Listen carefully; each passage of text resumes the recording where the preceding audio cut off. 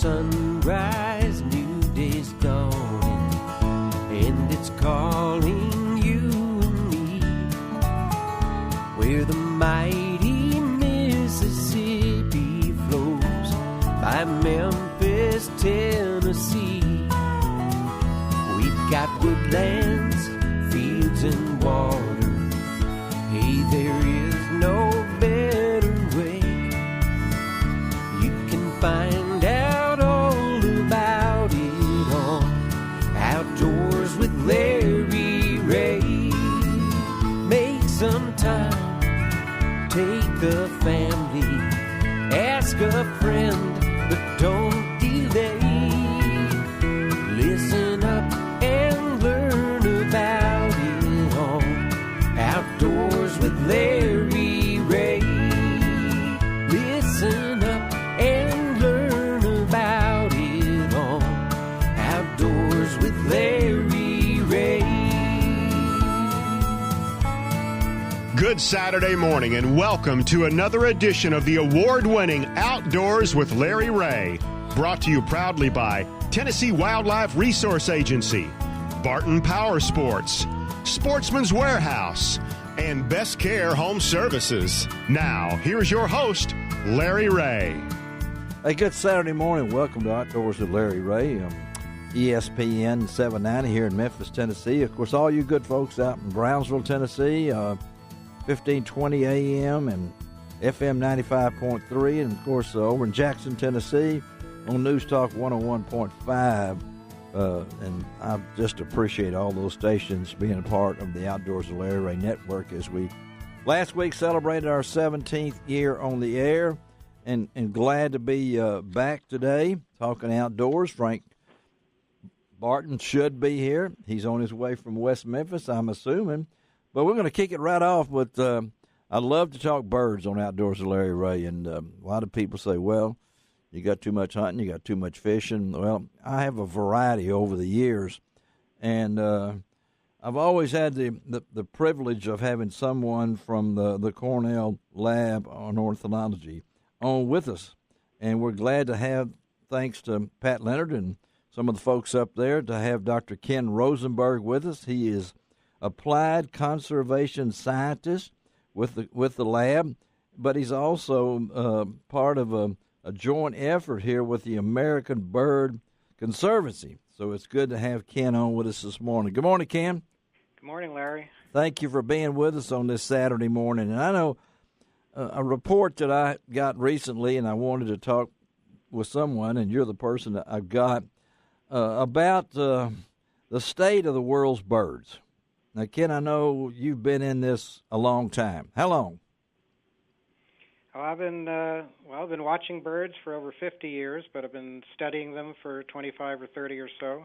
Well, when I got this report, and it's kind of 2018 State of the World's Birds, released in April, said that 40% of bird species throughout the world are in decline.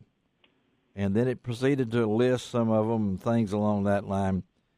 In your perspective, over the years, you've done a lot of studies and things along this line. When it says that 1,469 bird species globally are threatened with extinction, what does that do to you when you hear these things? Well, we've been hearing news like that for a long time, so yes. It doesn't surprise me, although it does make me very sad. This is the latest of a whole series of reports, these State of the Birds reports. We've produced them in the United States since 2009, and the results are usually about the same, whether it's around the world or in our own country. So bird populations are in a crisis situation right now, and we don't face the kind of extinctions that they do in some other parts of the world. Right. But it's not just threatened endangered species. It's the loss of common abundant species like meadowlarks they've lost half their population in the last 30 or 40 years. Really? And that's for us that spend a lot of time outdoors to hear these figures. And it said it's an increase of 40% since they first started doing their study in 1988. and 40%. Well, that'll win you the batting title in the baseball, but it's not what we want to hear. So I know we hear the basic things of what the cause is: agricultural expansion, maybe deforestation, invasive species, and there's my hunting and trapping. So, from your perspective, what's happening to do this? Well, you listed the big ones, especially worldwide. Now, yes. Hunting and trapping, we're lucky that in our country we, for the last 100 years we have not had hunting and trapping that depletes populations because we manage our populations for hunting. Yes. And so we're blessed with tremendous waterfowl populations, and where we've put the investment in and protected wetlands and managed species, we've done really well because birds respond quickly. But around the world, there are still places where they shoot these flocks, and they don't have seasons, and so yes. That's what will deplete the population. So we're in a little better shape, I would say, than a lot of places around the world, but things like agriculture and just the urban expansion and habitat loss in general is having this same negative effect on our birds. Well, I know that several years ago I journeyed to a foreign country to dove hunt, and I asked the guy there, well, what's the limit?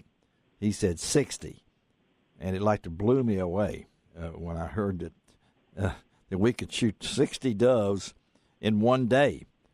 And so that's just one bird. But when I look at one of these things, the snowy owl, man, that's one of the most beautiful birds there is.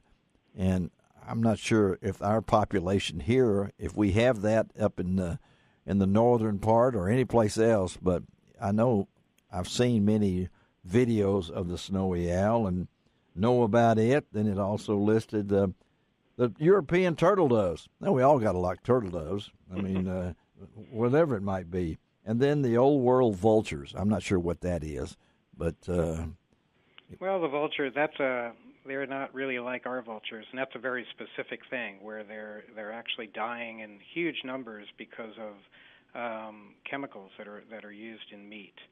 So that's a very specific thing, and there are conservation groups trying to fix that. Every one of these examples is pretty different. Snowy owls, which are really beautiful birds. Yes. We're lucky to get those here in New York. In some winters, they come down from really? the Arctic. Okay. And that's, for them, it's not really a question of habitat loss, but it's one of these more insidious things as climate is changing and the Arctic is warming and there's not as much ice and there's not as much food. So the birds that depend on the Arctic systems are in decline, but there may or may not be much we can do about that in the short term compared with stopping the use of a chemical or protecting critical habitats for birds down here. Well, I know and you guys in Ithaca, you're in a bird hotspot, and of course I feel like we are here in Memphis, and I sometimes wonder how certain in droughts or anything like that, and we haven't had a lot of rain. You guys have got all the rain. I wish you would push some of it down our way because it's historic proportions your way. I know in Pennsylvania and New York. What does the weather affect birds? Well, the weather, if you think of that, that's a short-term phenomenon, year-to-year differences. And so that's actually something we really need to keep track of with bird populations because naturally bird populations are going to go up and down. And yes. Better in wet years, although some birds like it dry. So we need to sort of filter out that noise, if you will, to see these long-term declines. And we have long-term monitoring programs in place, and they're largely done by volunteer birders and organized by various groups. But we have almost 50 years of data now. And when you look at it, it goes up and down a lot with the weather, but it goes down overall with these long-term factors. And then, of course, I hate to say this, but I live in a section of Memphis that's overhauled by feral cats. And I'm telling you, it's put a dent in our bird population. And I don't know what to do about it. And well, if you've noticed that, then yeah, that's something pretty significant. It's hard to get good numbers on this. It is. Recent reports that have come out have estimated that feral cats in the United States kill and eat 2.4 billion birds per year. And well, say that again. Say that again, Ken. Number. Say that again, Ken. How many? 2.4 billion birds each year are killed by cats. That's amazing. That is amazing. And it's a relatively new phenomenon because, people have always sort of let their cat go out on the farm or go in their yard. But now, as you were saying, we have these cat colonies. Yeah, that's right. Yeah. And they're often maintained right in the same parks and refuges and green spaces where we're trying to let wildlife thrive. And we're just, it's crazy because it is. Cats are pretty big predators. They are, and I know I've had two litters in my backyard that have come along, and they keep coming.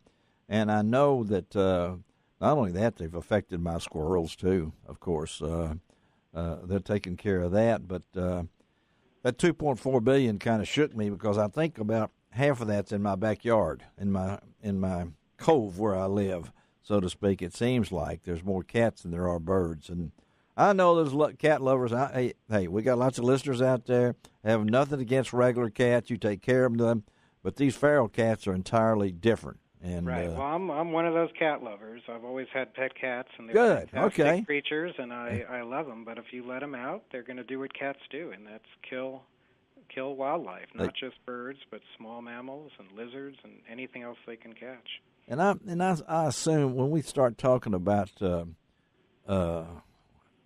whether it's doves or where it's bobwhite quail, some of these kind of things that, are maybe not songbirds, but there are birds that are greatly affected by agriculture.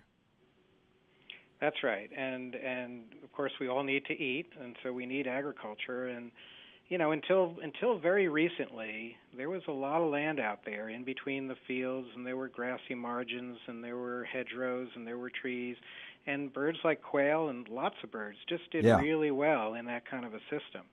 And what we're doing is we're clearing every inch of land now, and it's yes, we are. The intensification of the agriculture, really, and the use of more and more pesticides and the clearing of every square inch. We're just squeezing the wildlife that we love so much. We're just squeezing it right out of the system, and there's really no need to do that because we can be more efficient and we can be productive without taking every inch of the land. And I know, and again, we're talking to Dr. Ken Rosenberg, and I know, Ken, from my respect, I'm what you would probably call a closet bird watcher. Now, I don't know if you've ever heard that expression before, but not a member of any club, though we do have a wonderful group here in Memphis. So, for an example, I think you noted it in something that I saw or something about the importance. If you are going to be a bird watcher, you need a good pair of binoculars, right? Oh, yeah. Most of our eyes just won't do the trick. And mine doesn't. I can tell you that for a fact, and whether it's a size or perspective or whatever it might be. All right, but before we let you go and get back to your work there, so we started with this dreadful report. You've been doing this 50 years. You've been in the field 25 years. Give us your perspective of what's ahead for us, for those of us that love birds so much.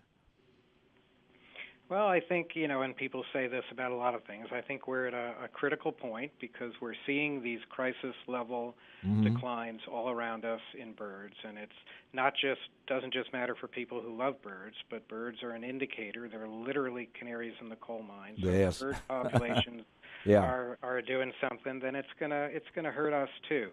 And so I think we're at that point, but we also know that conservation works and birds respond rapidly to positive actions. You protect their populations, they'll go back up. And waterfowl are the perfect example of that.